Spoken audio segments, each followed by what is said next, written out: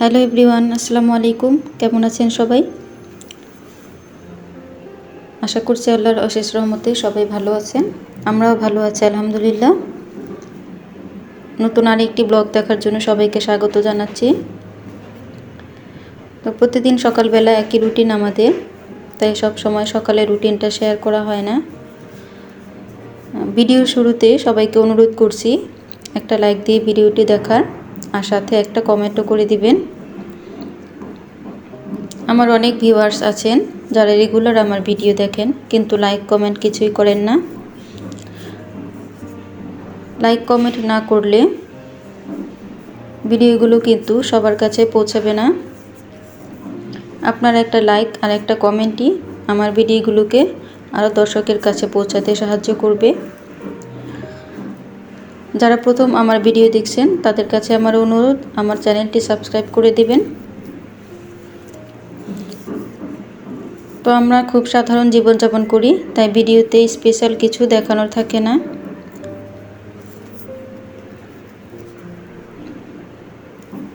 সকালবেলা রুটি, চা, ডিম ভাজা এগুলোই আমাদের নাস্তা, সবসময় রেগুলার এগুলোই রান্না খাই আমরা।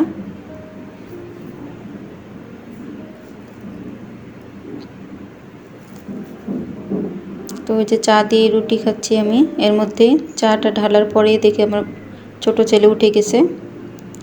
তো তাকে কোলে নিয়ে এখন আমি নাস্তা করছি।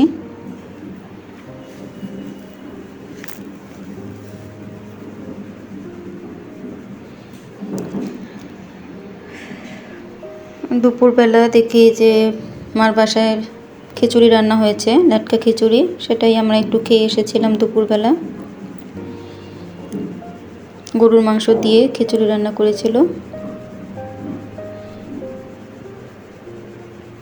এটা হচ্ছে একটা পুকুর, এটা আগে অনেক পরিষ্কার ছিল, যেটাতে গোসল করা যেত, থালা বাসন কাপড় ধোয়া সবই করা যেত। এটা এখন অপরিষ্কার না করতে করতে একটা ডোবায় পরিণত হয়েছে।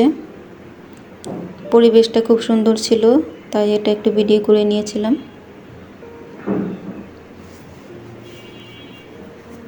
বাচ্চারা খেলাধুলা করছিল।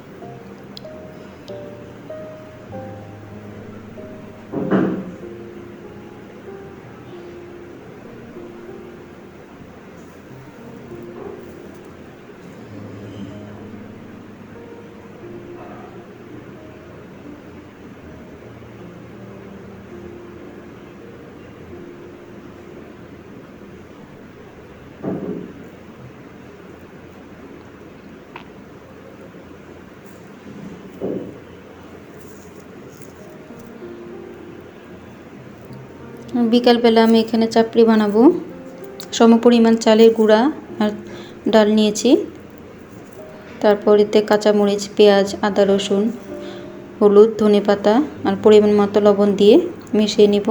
মিশিয়ে চাপড়িটা বানাবো।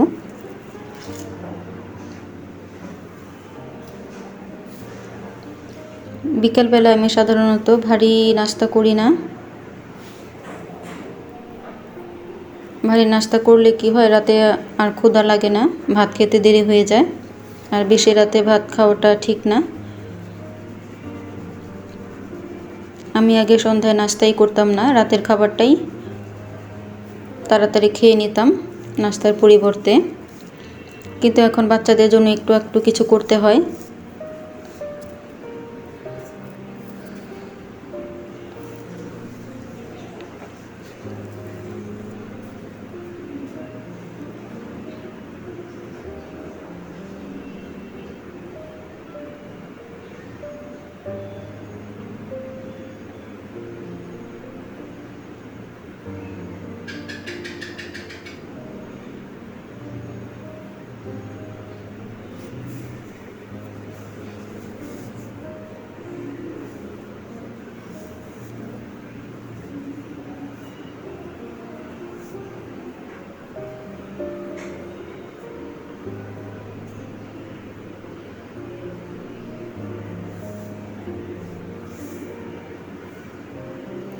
চাপড়ি দিয়ে এখন আমরা নাস্তা করে নিব বিকেলবেলা।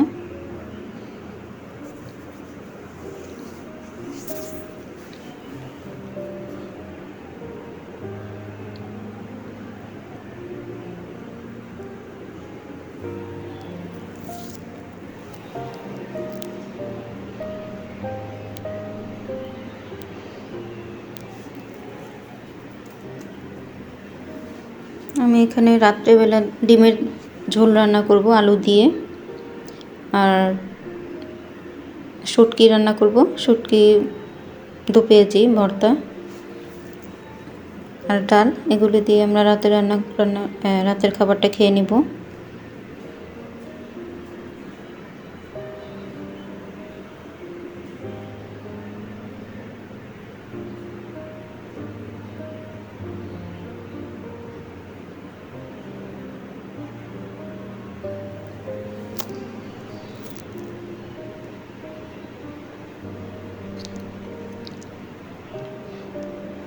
লইট্টা শুটকিগুলো ভেজে নিচ্ছি।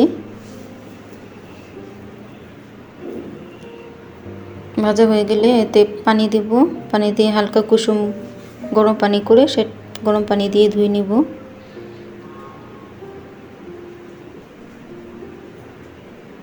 পেঁয়াজ, কাঁচামরিচ, হলুদ, মরিচের গুঁড়া এগুলো দিয়ে আমি শুটকিটা রান্না করে নেব।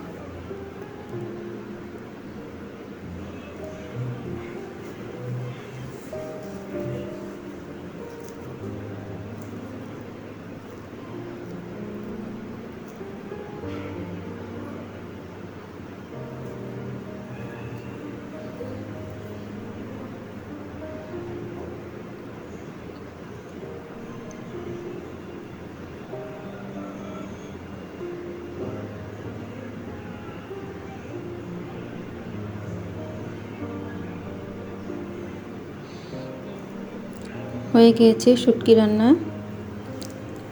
তো ভিডিওটি আজকে এই পর্যন্তই। পরবর্তী ব্লগ দেখার জন্য সবাইকে আমন্ত্রণ জানাচ্ছি। ভালো থাকবেন সবাই।